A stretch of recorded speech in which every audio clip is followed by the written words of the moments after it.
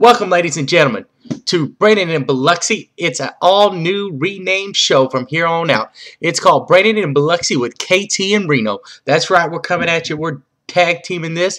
We're going to show Mike and Mike just how it's done. KT, how are you today? Good, man. How you doing? Good. You ready to talk a little sports? Absolutely.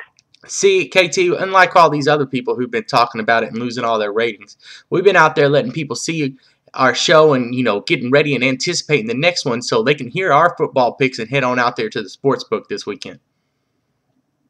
Oh, yeah, absolutely. All right, first thing we're going to talk about today, KT, it was a big day for the Big 12 yesterday, brother. Big day.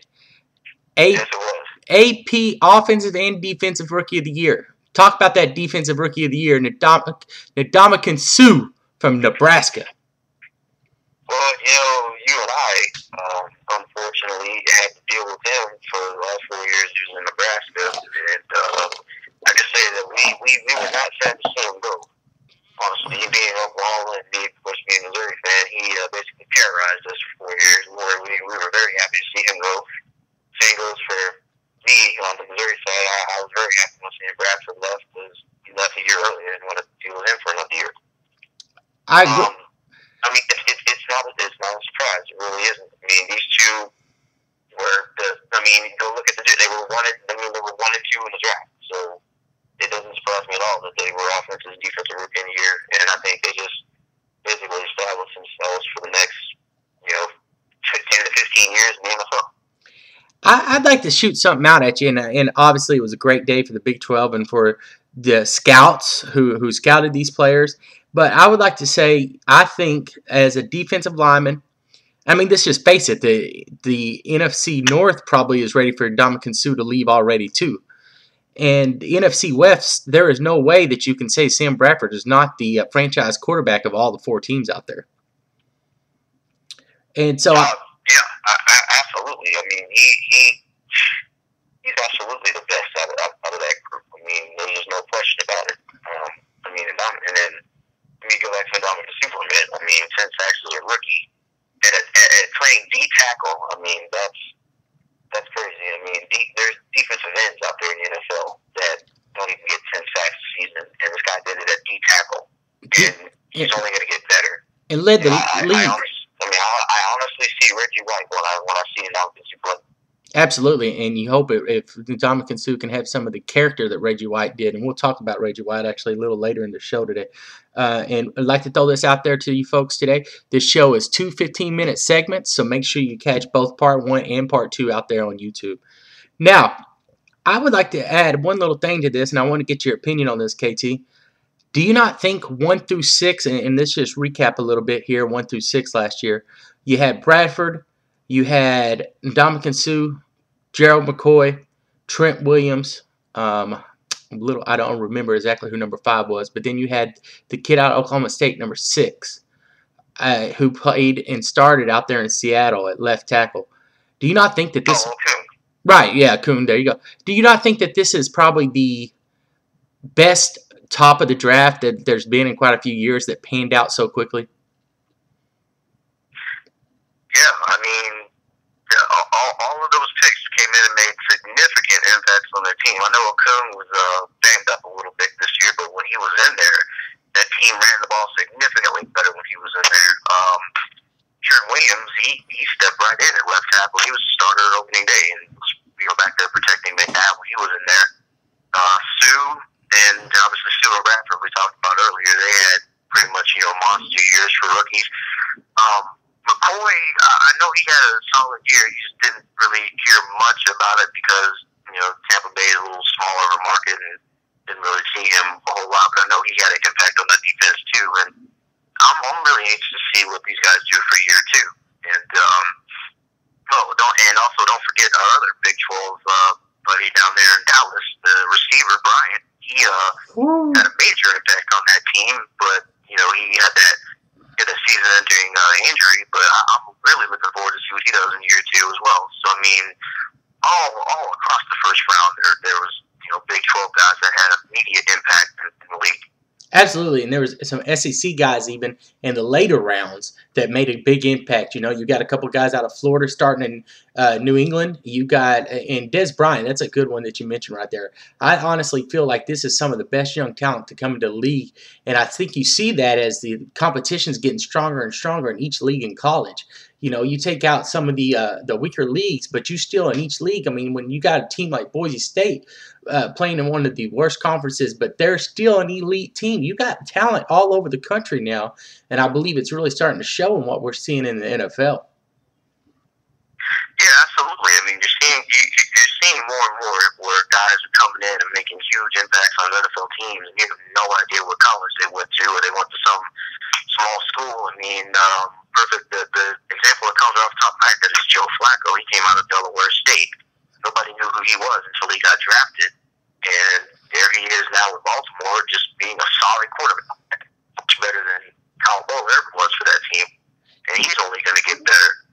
Yeah, you're right. The talent is spread out all across the board now, and I think a big impact for why that is because when these small schools do actually get a shot, they either win the game or they come very close to beating the bigger schools, and so these kids are seeing that and going, you know, I don't necessarily have to go to an Alabama or a Texas and, you know, possibly sit behind a really great player. I can go to a Boise State or somewhere like that, play and be seen, and then that will increase your chances of going to the NFL and making an impact because you want to be seen. So, you know, if Texas or someone like that thinks that you're not good enough to start for them, well, you can go start for someone else, and then when you get your shot against them, that's your big opportunity right there. And GMs will see that, what these kids will do when they get a shot, and plays right into the NFL. And I'm glad you mentioned that about Joe Flacco because next week, and a little preview for you next week, folks, not only will we be talking a little bit about the Super Bowl, but we're going to give you an early, way too early look at the draft and also a look back at the recruiting classes. Since this week's mostly NFL talk, we're going to hit up some college next week. And, you know, there's a quarterback out there that's from Delaware that's getting some pro love now, and I'm sure that has a little bit to do with what Joe Flacco's done. But now this move on, KT, I got an interesting one in the local radio here. Matt and Tommy on AM 1490, 1640, the team here in Biloxi. They were talking about this one. What's your opinion on AP Coach of the Year going to Bill Belichick this year? Well,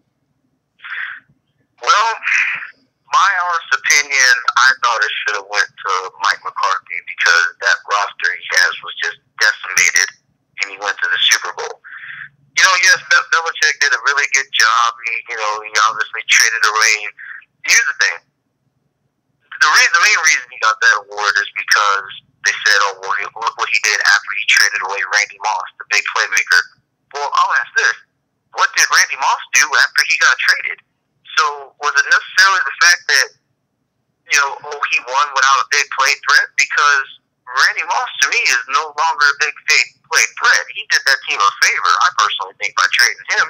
I thought, originally when he made that trade, I was thinking you're crazy, but then he goes to Tennessee and just disappears. Like, he went 4 weeks without even having a catch. So I think the fact that they were the number one overall seed and we got the whole Brady factor and, you know, throwing only 4 picks all year, they want to automatically give that credit to Belichick. Well, maybe this might be a case of the quarterback actually making the coach, because that defense was still very, very suspect, and we all saw what happened in that Jets game where they couldn't stop anyone running the ball, throwing the ball, anything like that. So I think this was just one of those times where they just saw Belichick with a really good record, and they gave it to him. I honestly think he did a better job of coaching the year Brady got hurt, and Matt Castle stepped in. They're still in 11-5. But a lot of that credit needs to go to McDaniels because he was there coaching too.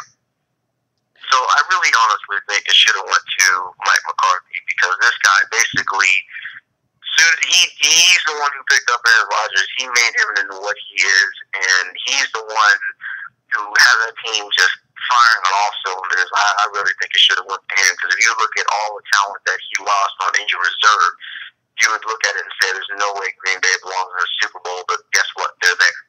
And you make a good point. And actually, I believe outside of the people that voted in New England, I haven't heard anybody yet that said Belichick should have won it. Now, it is a regular season award, and I'll give you that they had the best regular season.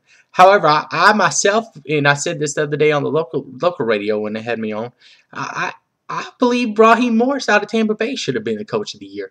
What he Oh, did. yeah, that's another good one. You're absolutely right with that. I mean, there were a lot of coaches this year that did really good jobs. I mean, if you want to put even Todd Haley out there for the job he did in Kansas City, even though that was another one. Now should get that credit too. But yeah, you're absolutely right. Raheem Morris, they're talking about firing him after 1 year. What does he do? He goes 10-6.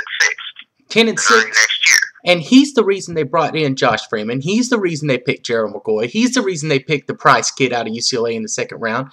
And I even heard Raheem Morris talking about McCoy this year, how he's had a really solid year, but people wanted to see more stats, because that's what people usually judge you on. But he said he didn't care about the stats. They're glad to see that he was getting them to appease everybody else. But that team is the youngest team in the NFL, and they are going to get better and better. I would argue that they are making the NFC South maybe the strongest and maybe the most dangerous division in all of football when you add in New Orleans and the Falcons. And now that Tampa Bay is actually a legitimately strong team, and it's not one that you can just run over anymore. Absolutely. And speaking of the Falcons, you could put Mike Smith in there for coach of the year too after what his Falcons did this year. No one really saw that coming. You could have actually made a case for the old Raiders coach, Cable. He got them to 8-8. You want to tell me how he did that with that roster? 6-0 in the division. Exactly. And 6-0. They got better every single year under Cable. So he did. Like I said, that's the one coach I really think he did not deserve to get fired. He got the Raiders back to respectability. To me, if you can do that without Davis running the club, that should be coach of the year. I mean, there's plenty of other guys that were, should have been in the conversation for coach of the year. Belichick, I think this was just a product of, Brady willing the team to go 14-2, basically.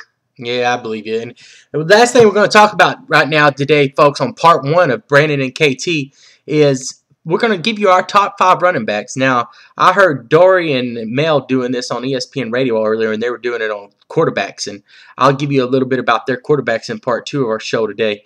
But I thought, well, if they're going to do quarterbacks, we can do quarterbacks and add to it doing running backs. So, KT, I'll let you go first on running backs, and then I'll go first on quarterbacks after the break. Give us your top 5, 5-1. Start with your 5th best and all the way down to 1. Well, my 5th best, I have got Michael Turner out of Atlanta. I really like the way he runs. Big, strong back who can finish the runs and everything. Okay. Number 4, I've got Matt Forte out of Chicago. I really like how he is a dual threat back, how he can come out of the backfield and catch the ball, and he makes really solid runs. Number 3, I have Ray Rice out of Baltimore. Again, I like I love his versatility. And my top 2, I think they might be the same as yours. I've got Chris Johnson at number 2 because he's just scary when he gets the ball. He can take it 99 yards. And unfortunately, it pains me to say this being a Missouri fan, but I do have to put Adrian Peterson at number 1 because that guy is just an absolute freak of an athlete. A little bit of a down year this year with Minnesota with all that drama with Favre and all that, but I think next year he's going to have a monster year. Absolutely, if they pick up a quarterback especially. Now, it's funny, folks, we did not do these together. We totally did these separate. But at number 5, I have Michael Turner, and just like what you were talking about.